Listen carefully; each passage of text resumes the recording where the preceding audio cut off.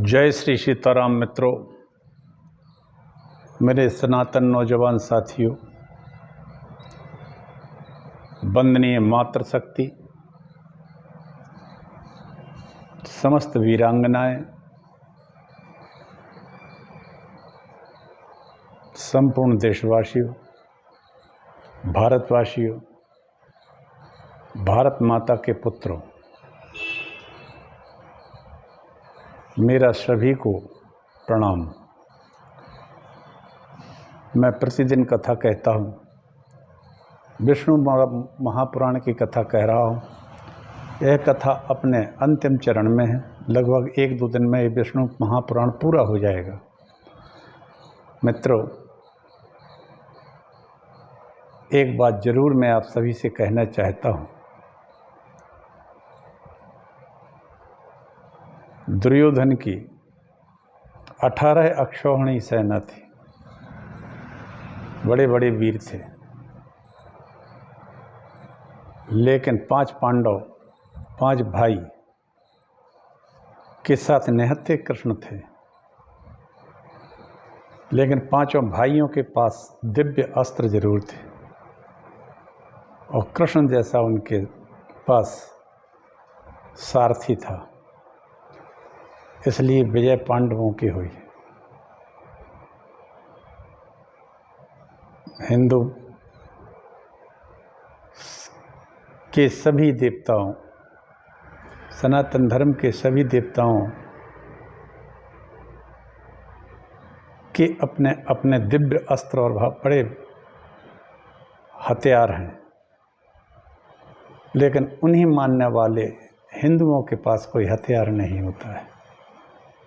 कहने का मतलब ये है कि हिंदुओं को अपने धर्म से कोई ज्ञान नहीं है और ना ही वो संगठित होना जानता है, जिसका परिणाम बांग्लादेश में ढेर सारी मौतें आज हुई हैं, जो हमने अभी इस पर देखा।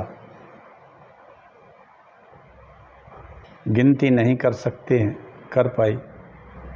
लाशों पर लाशें डली हैं, महिलाओं की ढूंढ रहे हैं लोग अपनों को। इसका कारण है कि 1.5 करोड़ हिंदू संगठित नहीं था। बचोगे कहाँ? मौत कहाँ बचेगी? जहाँ भी जाओगे वहीं आ जाएगी। इसलिए संगठित होकर अपने आप का बचाव करना चाहिए। ये सरकारें इतनी कायर होती जा रही हैं कि ना तो हथियार रखने देती हैं और ना सुरक्षा करती हैं। और समाज में इतना प्रदूषण फैल गया कि स्वार्थी इतने हो गए हैं कि कोई एक दूसरे की मदद करना भी नहीं चाहता है। ये धार्मिक कथाएं जो सुनाई जाती हैं, ये डांस करने के लिए नहीं है।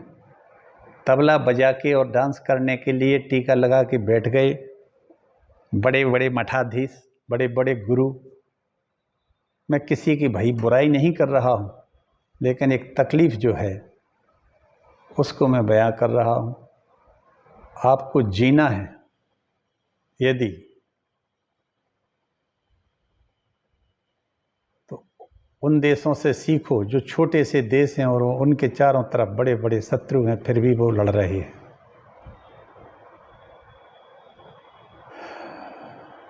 मुट्ठी भर राजपूतों ने इस देश को बचाया है, नहीं तो ये देश कब का खत्म हो जाता। और ये ब्राह्मण, ये मठाधीश, ये सरकार, ना जाने कितने सरकार हैं, कौन कौन से सरकार हैं, इनके मुख से कभी भी मैंने कोई ऐसा रचनात्मक काम नहीं देखा जो हिंदुओं के लिए इनने किया हो, सनातन के लिए। बस पैसा दिए जाओ, औरतें वहाँ जाती हैं, डांस करती हैं, किसी को भूत निकलता है लगा हुआ, किसी को प्रेत लगा हुआ निकलता है, और अपना डांस का पूरा शौक पूरा करके चली आती हैं। ट्रेनें फ्री हैं, टिकट नहीं लगते हैं। क्यों? क्योंकि भीड़ इतनी है कि कौन चेक करेगा। कहने का आशय मेरा ऐसा है कि संगठित रहिए और सब लोग अपने यहाँ कम से कम नारियल तो अपन फोड़ते हैं, काटते हैं कि नहीं, तो नारियल काटने वाला ही एक हथियार होना चाहिए कम से कम, कि भगवान को चढ़ा तो दो नारियल। अब नारियल फोड़ सकते नहीं हो क्योंकि घरों में मार्बल लगा है, टाइल्स लगे हैं, तो वो चटक जाएंगे और आप अपनी सुरक्षा भी करेंगे। घर में सांप भी निकलते, बिच्छू भी निकलते। सरकारें इतनी निकम्मी होती जा रही हैं कि जो किसी की भी रक्षा नहीं करती, बल्कि और आग में झोंकने का काम कर रहे हैं। पिछले 70 साल के पहले जितनी दुर्दशा थी, उससे ज़्यादा दुर्दशा तो 70 साल 47 के बाद हो गई। ऐसे ऐसे कानून लाई है गवर्नमेंट। आइए मित्रों, सभी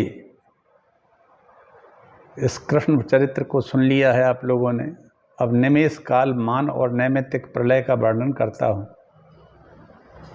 अब ये प्रलय ही आनी चाहिए या प्रलय आएगी, यही वर्णन इसमें है। पराशर जी कहते हैं, सर्वेशा नेमेव भूतानां त्रिविधा प्रतिसंचरः नैमित्तिका प्राकृतकस्तथैवात्यन्तिकीलकोलयः। नमोस्तु रामाय सा लक्ष्मणाय देव्यै च तस्यै जनकात्मजायै। नमोस्तु रुद्रेन्द्रयमानिलेभ्यो नमोस्तु चंद्राग्नि मरुद्वणेभ्यः। अखंडमंडलाकारं व्याप्तं येन चराचरं तत्पदं दर्शितं येन तस्मै श्रीगुरुवे नमः। वक्रतुंड महाकाय सूर्यकोटि समप्रभा निर्विघ्नं कुरु मे देव सर्वकार्येषु सर्वदा। भवानी शंकरौ वंदे श्रद्धा विश्वास रूपिणौ याभ्यां विना न पश्यन्ति सिद्धा स्वान्तास्तमीश्वरम्। नारायणं नमस्कृत्य नरं चैव नरोत्तमं देवीं सरस्वतीं व्यासं ततो जयमुदीरयेत्। तुलसीदास के पदकमल बारंबार मनाए, गुण गावहुँ श्री राम के हनुमत होई सहाय। अयोध्या मथुरा माया काशी कांची अवंतिका पुरी द्वारावती गेया सप्तहिता मोक्षदायका। भक्त भक्ति भगवंत गुरु चतुर नाम बपु एक। तिनके पद बंदन करो नासत विघ्न अनेक। जोग ज्ञान वैराग्य निधि प्रणत कल्प तरुणाम। विश्वनाथ ममनाथ पुरारी त्रिभुवन महिमा विदित तुम्हारी। चर अरु अचर नाग नर देवा सकल करहीं पद पंकज सेवा। सकल करहीं पद पंकज सेवा। ब्राह्मो नैमित्तिक अस्तेषां कल्पान्ते प्रतिसंचरः। आत्यंतिकस्तु मोक्षाख्या प्राकृतो द्विपरार्धकः। पराशर जी कहते हैं, संपूर्ण प्राणियों का प्रलय नैमित्तिक, प्राकृतिक और आंतरिक 3 प्रकार का होता है। उनमें से जो कल्पांत में बाह्य प्रलय होता है वह नैमित्तिक है। जो मोक्ष का नामक प्रलय है वह आत्यंतिक प्रलय है। और जो 2 परार्धों के अंत में होता है वह प्राकृतिक प्रलय कहलाता है। मैत्रेय बोले, भगवान आप मुझे परार्ध की संख्या बतलाइए जिसको दूना करने से प्राकृत प्रलय का परिणाम जाना जा सके। पराशर जी कहते हैं, द्विज 1 से लेकर क्रमशः 10 गुणे गिनते गिनते जो 18वीं बार गिनी जाती है वह संख्या परार्ध कहलाती है।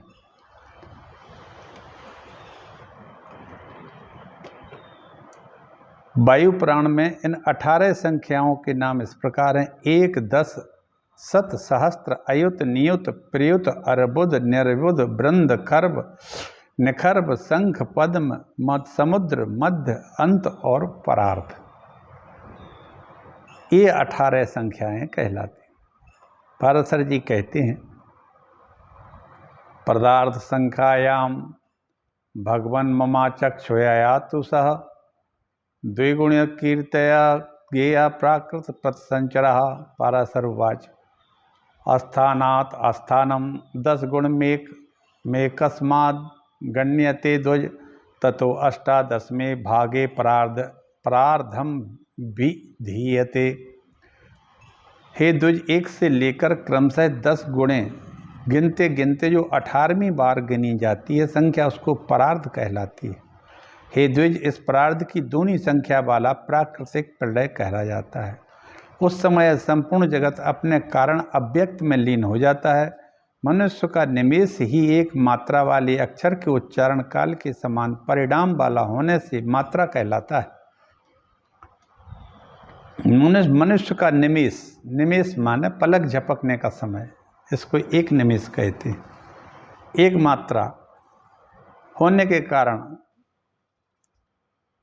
अव्यक्त निमेष एक मात्रा वाले अक्षर के कारण काल के समान परिणाम होने से मात्रा कहलाता है। उन 15 निमेषों की एक काष्ठा और 30 काष्ठा की एक कला होती है। 15 कला एक नाडिका का प्रमाण है। नाडिका 12.5 पल तांबे के बने हुए जल के पात्र से जानी जा सकती है। मगध देशीय माप से वह पात्र जल प्रस्थ कहलाता है। उसमें 4 अंगुल लंबी 4 मासे की सुवर्ण सलाखा से छिद्र किया जाता है।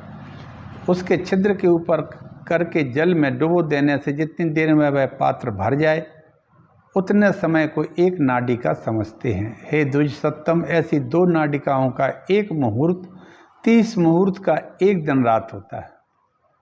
यह मुहूर्त जो है आज के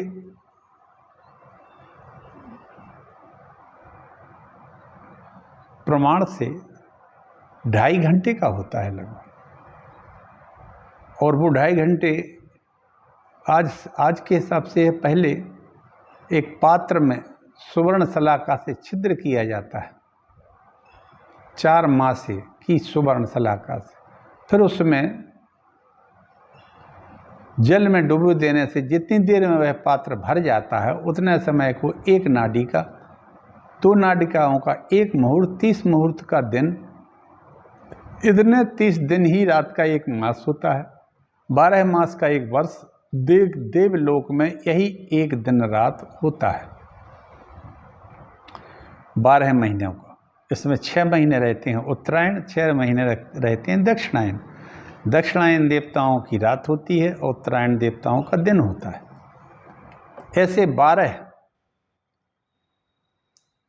एक दिन रात होता है। ऐसे 360 वर्षों का देवताओं का एक वर्ष होता है। इस तरह से 12 मास का एक दिन होता है देवताओं का, सिर्फ मतलब एक वर्ष एक दिन। और ऐसे 360 वर्षों का देवताओं का एक वर्ष होता है। माने 360 वर्ष जब निकल जाएंगे ऐसे, तब देवताओं का एक वर्ष निकलेगा। ऐसे 12,000 दिव्य वर्षों का एक चतुर्युग होता है, और 1,000 चतुर्युग का ब्रह्मा जी का एक दिन होता है। 1,000 बार जब चारों युग निकल जाते हैं तब ब्रह्मा जी का एक दिन होता है। हरि अनंत, हरि कथा अनंता। न जाने ब्रह्मा जी के एक दिन में कितनी सभ्यताएं आती होंगी और नष्ट हो जाती हैं, कितने मत बनते हैं, कितने पथ बनते हैं, कितने कलयुग आते हैं, कितना कितना यहाँ पर भगवान अपनी लीला करते हैं, विस्तारते रहते हैं और अपना मनोरंजन करते हैं। प्रभु भगवान का तो मनोरंजन ही है जी एक तरह से। हम आज जो देखते हैं, बड़े बड़े राष्ट्राध्यक्ष भी बन जाते हैं इसी में, कोई नेता बन जाता है, और बहुत सारे लोग यहाँ बापू बन जाते हैं। न जाने कितने बापू एक युग में बनते हैं और बापू बन के चले जाते हैं। इस तरह ऐसे 12,000 जब दिव्य वर्ष हो जाते हैं तो एक चतुर्युग होता है, और 1,000 चतुर्युग जब ऐसी बार बार निकल जाते हैं तब ब्रह्मा जी का एक दिन होता है। और यही एक कल्प है, एक कल्प है। और इस एक कल्प की आयु कई लोगों के पास है। परशुराम जी हैं, अश्वत्थामा हैं, बलि हैं, व्यास हैं। अश्वत्थामा बलर व्यासो हनुमान से विभीषण। कृपा परशुरामश्च सप्तैते चिरजीवना, और मार्कंडेय इसमें 8 में जुड़ जाते हैं। इन लोग सबकी आयु 1 कल्प पर्यंत होती है। कहने का आशय है कि ब्रह्मा जी का 1 दिन 1 कल्प होता है। इसमें 14 मनु बीत जाते हैं।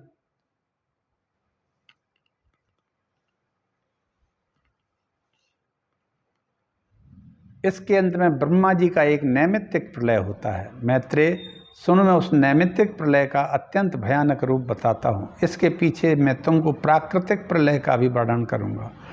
1 सहस्त्र चतुर्युग बीतने पर पृथ्वी क्षीण हो जाती है तो 100 वर्ष तक अति घोर अनावृष्टि होती है।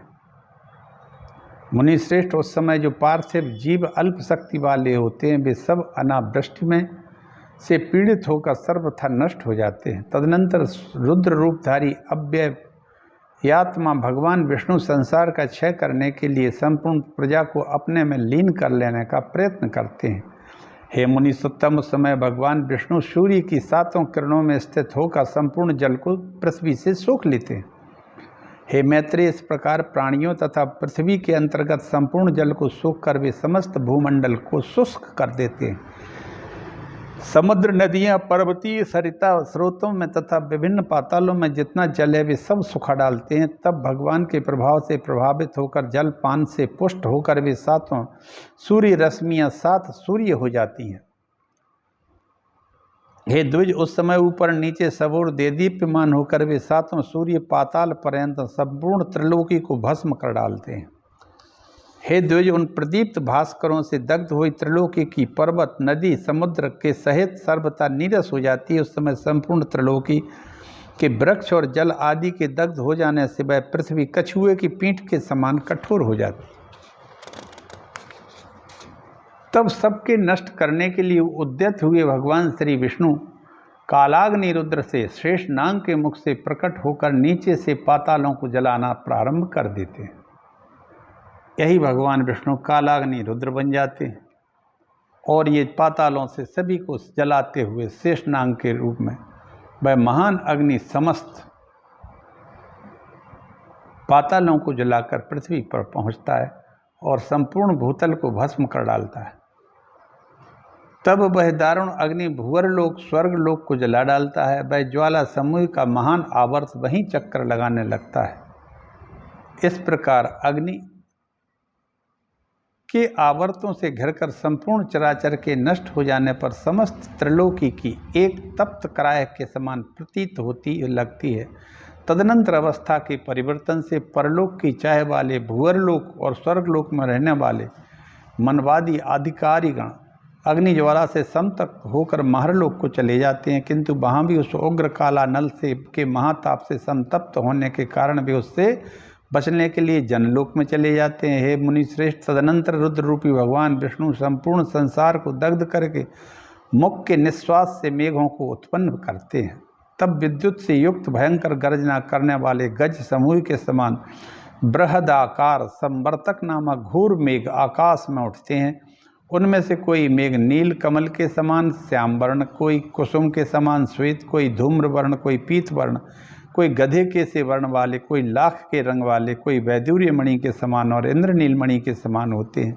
कोई शंख, कोई कुंद के समान श्वेत वर्ण, कोई जाति यानी चमेली के समान उज्ज्वल और कोई कज्जल के समान श्याम वर्ण, कोई इंद्रगोप के समान रक्त वर्ण, कोई गैरू के समान रक्त वर्ण, कोई पर्वत और कोई कूटागार के समान बृहदाकार होते हैं और कोई पृथ्वी तल के समान विस्तृत होते हैं। वे घनघोर शब्द करने वाले महाकाय मेघ आकाश को आच्छादित करके मूसलाधार जल वर्षा कर त्रिलोकी व्यापी भयंकर अग्नि को शांत कर देते हैं। मनुश्रेष्ठ, अग्नि के नष्ट हो जाने पर भी अहरनिश निरंतर बरसते हुए वे मेघ संपूर्ण जगत को जल में डुबो देते हैं।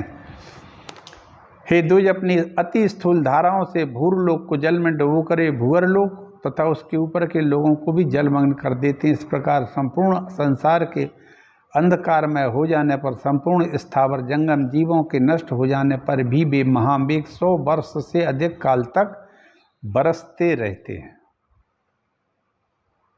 और मुनिश्रेष्ठ, सनातन परमात्मा वासुदेव के महात्म से कल्पांत में इसी प्रकार यह समस्त विप्लव होता है। पाराशर जी कहते हैं, सप्तऋषि स्थान माक्रम स्तते अम्बसी महामुने एकारणमं भवते तत्रैव लोकमखिलम ततः। हे महामुने, जब जल सप्तऋषियों के स्थान को पार कर जाता है तो यह संपूर्ण त्रिलोकी एक महासमुद्र के समान हो जाती है। मैत्रेय, तदनंतर भगवान विष्णु के मुख से प्रकट हुआ वायु उन मेघों को नष्ट करके 100 वर्ष तक चलता रहता है। फिर जनलोकवासी सनकादिक सिद्धगणों से स्थित और ब्रह्मलोक को प्राप्त हुए मुमुक्षुओं के ध्यान किए जाते हुए सर्वभूतमय अचिंत अनादि जगत के आदि कारण आदिकर्ता भूत भावन मधुसूदन भगवान हरि विश्व के संपूर्ण वायु को पीकर अपनी दिव्य माया रूपणी योग निद्रा का आश्रय ले अपने वासुदेवात्मक स्वरूप का चिंतन करते हैं। क्या बात है! प्रलय की कालाग्नि रुद्र बन के संहार पूरे विश्व का कर दिया। ऊपर के लोग जो हैं भूअर लोक हैं, स्वर्ग लोक है, महर लोक है, वहाँ के ऋषिगण और ऊपर जनलोक में चले जाते हैं। जनलोक के ऊपर फिर तपलोक है, वहाँ तक पहुँच जाते हैं। तब भगवान पूरे इन लोकों को जला देते हैं। इसके बाद मेघ बन के वर्षा करते हैं, अग्नि को शांत, अपनी ही अग्नि को शांत कर देते हैं लगाए हुए। फिर वायु के द्वारा मेघों को शांत करते हैं, क्योंकि मेघ लगातार 100 वर्ष तक बादल जैसे फटते रहते हैं और ये समुद्र इत्यादि फिर भर जाते हैं। पृथ्वी जलमग्न हो जाती है, डूब जाती है, इतना बारिश होती है। फिर वायु के द्वारा उन मेघों को नियंत्रित किया जाता है और भगवान अपनी योग निद्रा भगवती अपनी शक्ति का आश्रय लेके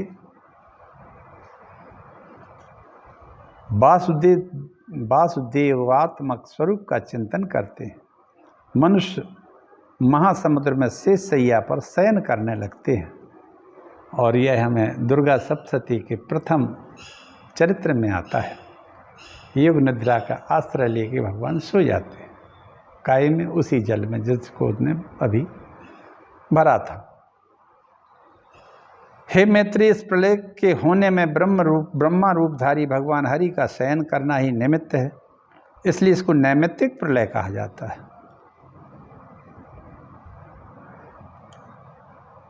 इस प्रलय के होने में ब्रह्मा रूपधारी भगवान हरि का शयन करना ही निमित्त है, इसलिए इसको नैमित्तिक प्रलय कहते हैं। जिस समय सर्वात्मा भगवान विष्णु जागते रहते हैं उस समय संपूर्ण संसार की चेष्टाएं होती हैं, और जिस समय अच्युत माया रूपी शैया पर सो जाते हैं तो संसार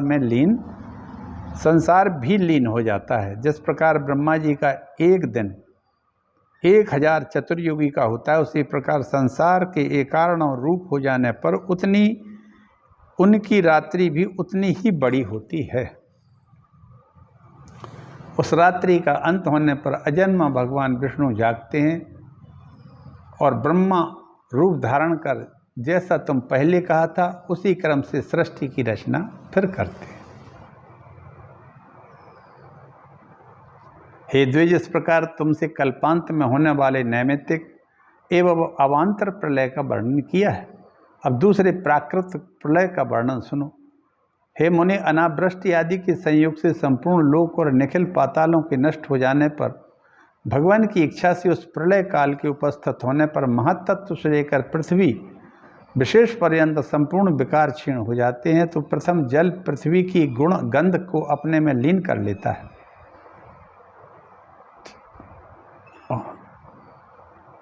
पृथ्वी में का गुण है गंध,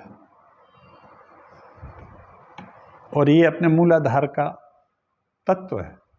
हमारे शरीर में भी 7 चक्र हैं, 7 तल हैं। भूलोक है, भूअरलोक है, स्वरलोक है, महरलोक है, जनलोक है, तपलोक है, सत्यलोक है। सभी हमारे पूरे रीढ़ की हड्डी में सत्यलोक यानी ब्रेन से अटैच है। ये नीचे तक इनमें गुच्छे रहते हैं नर्व के, उनको कमल या दल कहते हैं। उन्हीं को लोगों की कल्पना की गई है। ये यदि एकाएक आपके भाग्य से या किसी गुरु विशेष के द्वारा, शक्तिपात के द्वारा ये यदि चार्ज हो जाते हैं तो व्यक्ति प्राकृतिक भगवान की जो परम पराशक्ति है उससे उसका साक्षात्कार होने लगता है और उससे वो दिव्यता का अनुभव भी करता है। समाधि जैसी बहुत बड़ी अवस्थाओं को प्राप्त करना की व्यवस्था भी वो जान जाता है और वो अतीन्द्रिय हो जाता है।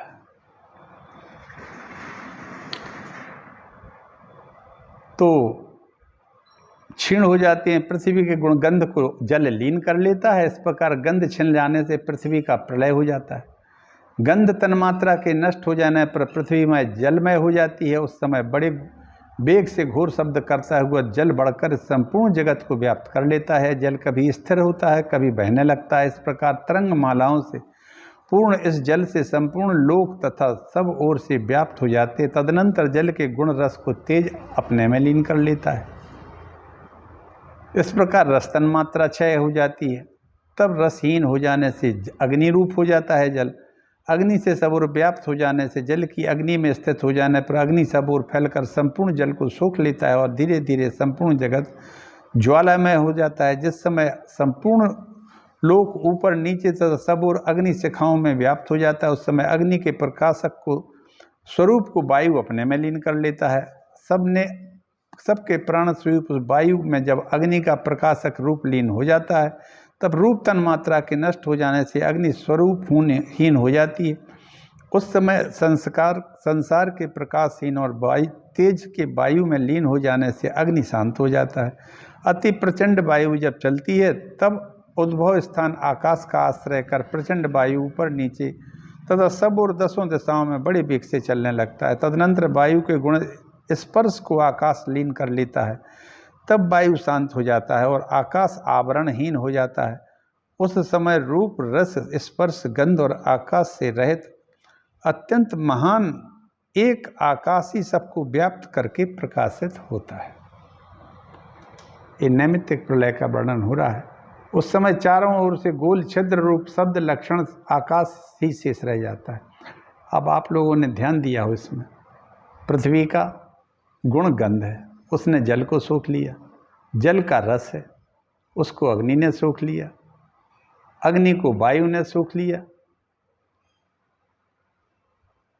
अग्नि रूप है, वायु स्पर्श है और ये आकाश शब्द है। आकाश में लीन हो जाता है। अनंत आकाश शब्द मात्र है, ये सबको आच्छादित करता है। तदनंतर आकाश के गुण शब्द को भूत आदि ग्रस लेता है। भूतादि में ही एक साथ पंचभूत इंद्रियों का भी लय हो जाने पर अहंकारात्मक रह जाने से यह तामस तमय प्रधान कहलाता है। भूतादि को सत्व प्रधान होने से बुद्धि रूप महत्तत्व ग्रस लेता है। जिस प्रकार पृथ्वी और महत्तत्व ब्रह्मांड के अंतर जगत की आदि अंत सीमा है, उसी प्रकार उसके बाह्य जगत का भी। हे महाबुद्धे, इस तरह जो 7 आवरण हमने बताए हैं वे सब प्रलय काल में पूर्ववत पृथ्वी आदि क्रम से परस्पर अपने अपने कारणों में लीन हो जाते हैं, जिससे समस्त लोक व्याप्त है। संपूर्ण भूमंडल 7 द्वीपों 7 समुद्र 7 लोक सकल पर्वत श्रेणियों के सहित जल में लीन हो जाता है।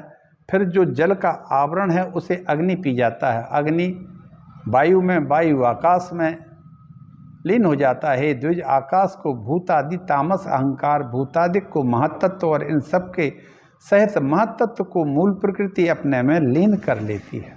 इन सब को मूल प्रकृति भगवान की है जो वो अपने में लीन कर लेती है। मित्रों, आप लोग समझ रहे होंगे इसको। मैंने पहले भी इसकी बड़ी व्याख्या की थी, इसके पहले के पुराण में भी। हे महामुने, न्यून अधिक से रहित जो सत्वादि तीनों गुणों की साम्य अवस्था है उसी को प्रकृति कहते हैं। तीनों गुणों की जब साम्य अवस्था रहती है, सतोगुण, रजोगुण और तमोगुण बराबर रहती है, उसी को प्रकृति कहते हैं। इसी का नाम प्रधान भी है। प्रधान ही संपूर्ण जगत का परम कारण है। यह प्रकृति व्यक्त और अव्यक्त रूप से सर्वमयी है। हे मैत्रेय, इसलिए अव्यक्त में व्यक्त रूप लीन हो जाता है, अव्यक्त ही रह जाता है, व्यक्त भी समाप्त हो जाता है। इससे पृथक जो एक शुद्ध अक्षर नित्य और सर्वव्यापक पुरुष है, वह भी सर्वभूत परमात्मा का अंश ही है, जिस सत्ता मात्र रूप से देह आदि का संघात से पृथक रहने वाले ज्ञान आत्मा ज्ञातव्य सर्वेश्वर के नाम और जाति आदि की कल्पना नहीं की है, वही सबका परम आश्रय परब्रह्म परमात्मा है, वही ईश्वर है। वह विष्णु ही इस अखिल विश्व में अवस्थित है। उसको प्राप्त हो जाने पर योग जन फिर इस संसार में नहीं लौटते। जिस व्यक्त और अव्यक्त रूपणी प्रकृति का मैंने वर्णन किया है, वह तथा पुरुष ये दोनों भी उस परमात्मा में ही लीन हो जाते हैं। वह परमात्मा सबका आधार एकमात्र अधीश्वर और उसी का वेद और वेदांत में विष्णु के नाम से वर्णन किया जाता है। वैदिक कर्म दो प्रकार का होता है, प्रवृत्ति रूप कर्मयोग, निवृत्ति रूप सांख्य योग। एक तो होता है कर्मयोग, एक होता है सांख्य योग। इन दोनों प्रकार के कर्मों से जब सर्वभूत पुरुषोत्तम का ही यजन किया जाता है। ऋग्वेद, यजुर और सामवेद की प्रवृत्ति मार्ग के लोग उन यज्ञपति पुरुषोत्तम यज्ञ पुरुष का ही पूजन करते हैं तथा निवृत्ति मार्ग में स्थित योगी जन भी उन्हीं ज्ञानात्मा ज्ञान स्वरूप मुक्ति फलदायक भगवान विष्णु का ही ज्ञान योग द्वारा पूजन करते हैं। ह्रस्व, दीर्घ और प्लुप्त इन तीन त्रिविध स्वरों से जो कुछ कहा जाता है, जो वाणी का विषय नहीं है, वह सब ही अव्ययात्मा विष्णु ही हैं। वह विश्वरूपधारी विश्वरूप परमात्मा श्री हरि ही व्यक्त अव्यक्त एवं अविनाशी पुरुष हैं। हे मैत्रेय, उन सर्वव्यापक और अविकृत रूप परमात्मा में ही व्यक्त अव्यक्त रूपणी प्रकृति और पुरुष लीन हो जाते हैं। हे मैत्रेय, मैंने तुमसे द्विपरार्ध काल कहा है, वह उन महाविष्णु का केवल एक दिन है। हे महामुनि, व्यक्त जगत के अव्यक्त प्रकृति में और प्रकृति के पुरुष में लीन हो जाने पर इतने में ही काल की विष्णु भगवान की रात्रि होती है। हे द्विज, वास्तव में तो वो नित्य परमात्मा का ना कोई दिन होता ना कोई रात्रि होती है, केवल उपचार अध्यारोप से ऐसा कहा जाता है। मैत्रेय, इस प्रकार मैंने तुमसे प्राकृतिक प्रलय का भी वर्णन किया। अब तुम आत्यंतिक प्रलय का वर्णन और सुनो। अब मित्रों, आज मैं अपनी वाणी को यहीं विराम देता हूँ। आज नैमित्तिक और प्राकृतिक प्रलय के बारे में कहा है। कल आंतरिक त्रिविध तापों का वर्णन भगवान वासुदेव की कथा आगे कहूँगा।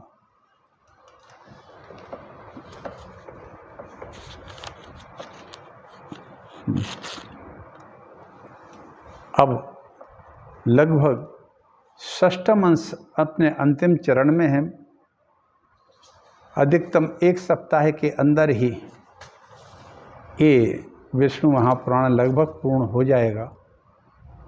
आप लोगों को इससे यदि कुछ भी जरा भी भक्ति शक्ति या जिस चीज़ की भी संतुष्टि हुई हो, तो मेरा ये पुराण पढ़ना सुनाना सफल है। आप लोग सुनिए, भगवान के वास्तविक तत्व को समझिए, अपने को स्वस्थ और सुरक्षित रखिए। परमात्मा आप सबकी रक्षा करे, आप स्वयं अपने आप में खुद की रक्षा करें। जय श्री हरि, जय श्री राम, हर हर महादेव।